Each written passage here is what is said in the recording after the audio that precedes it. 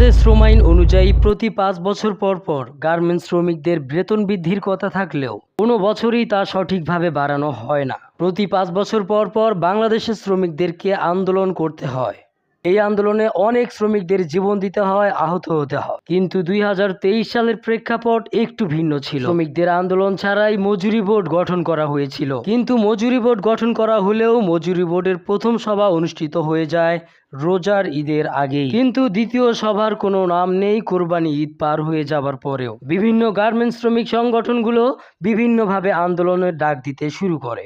বর্তমান শ্রমিকদের যে অবস্থা, যে রকম পরিস্থিতি, বাজার দর চলছে, তাতে বর্তমান শ্রমিকদের চলা একদম অসম্ভব। বিভিন্ন শ্রমিক সংগঠনগুলো বলছে আবারও রাজপথে নামতে হবে গার্মেন্টস শ্রমিকদের।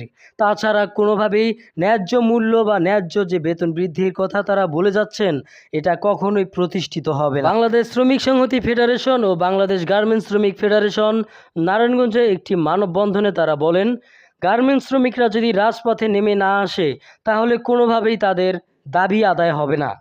বাংলাদেশ গার্মেন্টস শ্রমিক সংহতি ফেডারেশন এবং বাংলাদেশ শ্রমিক সংহতি ফেডারেশনের কেন্দ্রীয় কমিটির সভাপতি অ্যাডভোকেট জনাব রুহুল আমিন বলেন, আমাদের দাবি আদায় করার জন্য, আমাদের অধিকার আদায় করার জন্য আমাদের রাজপথে নেমে আসতে হবে। কখনই হল রুমে বসে বা ঠান্ডা করে বসে দাবি আদায় সম্ভব নয়। রাজপথে আমাদের সোচ্চার হতে হবে। লাগাতার আন্দোলন চলবে। আমাদের দাবি আদায় না হওয়া পর্যন্ত আমরা লাগাতার আন্দোলন চালাতে থাকবো। শুধুমাত্র গার্মেন্টস শ্রমিকদের 23,000 টাকা দাবি নয়, আমাদের দাবি জাতীয় ন্যূনতম মজুরি ঘোষণা করতে হবে। তাই ধারণা করা হচ্ছে আবারও হয়তোবা সকল শ্রমিক ২০২৩ সালেও 23,000 টাকা বেতনের দাবিতে রাজপথে নামতে হবে।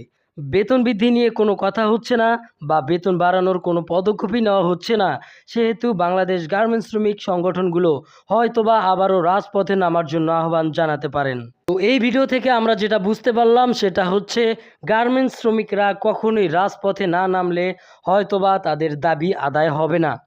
তো আপনাদের কি মনে হয়, গার্মেন্টস শ্রমিকরা কি রাজপথে নামবে? এই অসময়ে, এই দুর্দিনে কি গার্মেন্টস মালিক বা সরকার কি বেতন বাড়াবে না? আপনি যদি গার্মেন্টস শ্রমিক হয়ে থাকেন, আপনি যদি চান যে গার্মেন্টসের বেতন বাড়ুক, তাহলে অবশ্যই একটি কমেন্ট করে যাবেন। চ্যানেলে নতুন হলে অবশ্যই সাবস্ক্রাইব করবেন।